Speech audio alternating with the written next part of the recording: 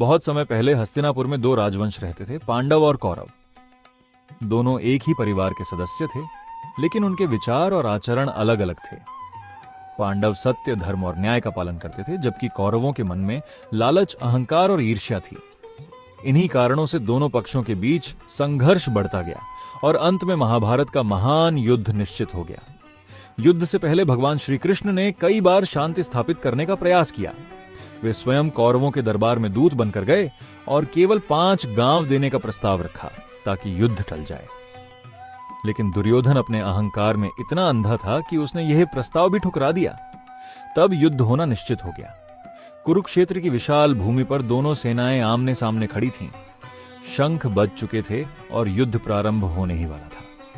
पांडवों की ओर से सबसे महान धनुर्धर अर्जुन अपने दिव्य रथ पर बैठे थे, जिसके सारथी स्वयं भगवान श्री कृष्ण थे। अर्जुन ने श्री कृष्ण से कहा, हे केशव, कृपया मेरा रथ दोनों सेनाओं के बीच ले चलिए ताकि मैं देख सकूं कि मुझे किन किन लोगों से युद्ध करना है। श्री कृष्ण रथ को दोनों सेनाओं के बीच ले आए। अर्जुन ने देखा कि सामने उनके पितामह भीष्म, गुरु द्रोणाचार्य, भाई, चाचा, मामा, मित्र और अनेक प्रियजन खड़े हैं। यह दृश्य देखकर उनका हृदय द्रवित हो गया। उनके हाथ कांपने लगे, आंखों में आंसू आ गए और गांडीव, धनुष हाथ से ढीला पड़ गया। अर्जुन ने दुखी होकर कहा, हे माधव, मैं अपने ही परिवार के लोगों को कैसे मार सकता हूं? ऐसे राज्य, धन और सुख का क्या लाभ जो अपने प्रियजनों के रक्त से प्राप्त हो? मैं यह युद्ध नहीं करूंगा। अर्जुन की बात सुनकर भगवान श्री कृष्ण मुस्कुराए। वे जानते थे कि अर्जुन कायर नहीं है, बल्कि मोह और भ्रम के कारण अपने कर्तव्य से विचलित हो गए हैं। तभी श्री कृष्ण ने अर्जुन को वह दिव्य ज्ञान देना प्रारंभ किया जिसे संसार आज श्रीमद् भगवद गीता के नाम से जानता है। श्री कृष्ण ने सबसे पहले आत्मा का रहस्य समझाया। उन्होंने कहा, हे अर्जुन, यह शरीर नश्वर है, लेकिन आत्मा कभी नहीं मरती। आत्मा न जन्म लेती है और न ही उसका अंत होता है। जैसे मनुष्य पुराने वस्त्र छोड़कर नए वस्त्र धारण करता है, उसी प्रकार आत्मा भी पुराने शरीर को छोड़कर नया शरीर धारण करती है। इसलिए मृत्यु का शोक करना उचित नहीं है। इसके बाद श्री कृष्ण ने कर्म योग का उपदेश दिया। उन्होंने कहा कि मनुष्य का अधिकार केवल अपने कर्म पर है, उसके फल पर नहीं। यदि कोई व्यक्ति केवल परिणाम की चिंता करता है तो वह अपने कर्तव्य से भटक जाता है।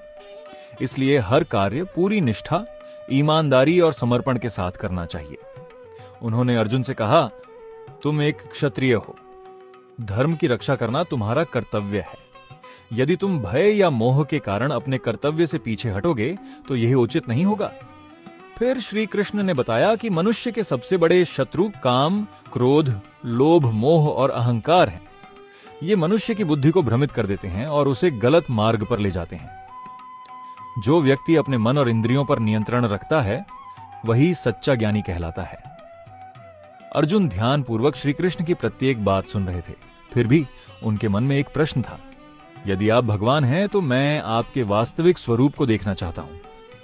तब भगवान श्री कृष्ण ने अर्जुन को दिव्य दृष्टि प्रदान की और अपना विराट विश्व रूप दिखाया।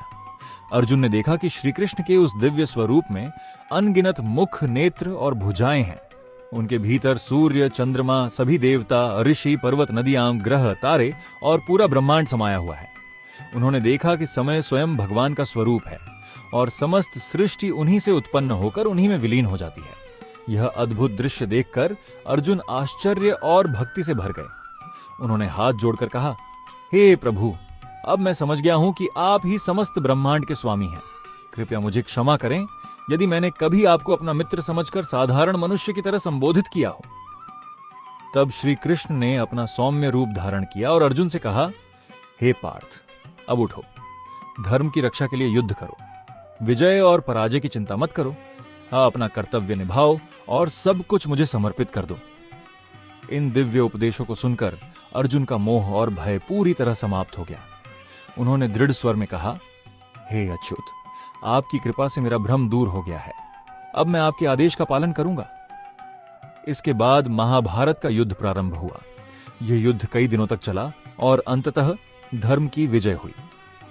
पांडवों ने विजय प्राप्त की, लेकिन इस युद्ध ने पूरी मानवता को एक अमूल्य संदेश दिया। धर्म की रक्षा के लिए साहस, सत्य और कर्तव्य आवश्यक हैं। आज हजारों वर्षों बाद भी श्रीमद् भगवद गीता का संदेश उतना ही प्रासंगिक है। जब भी जीवन में कठिनाइयां आती हैं, मन निराश होता है या सही और गलत के बीच निर्णय लेना कठिन लगता है, तब गीता हमें सही मार्ग दिखाती है। भगवद गीता की अमूल्य सीख, अपना कर्तव्य पूरी निष्ठा से करें, कर्म करें लेकिन फल की चिंता भगवान पर छोड़ दें। आत्मा अमर है, इसलिए मृत्यु से भयभीत न हो। क्रोध, लोभ, मोह और अहंकार से दूर रहें। मन को शांत रखें और हर परिस्थिति में धैर्य बनाए रखें। सत्य और धर्म का साथ कभी न छोड़ें। ईश्वर पर विश्वास रखें और हर कर्म उन्हें समर्पित करें।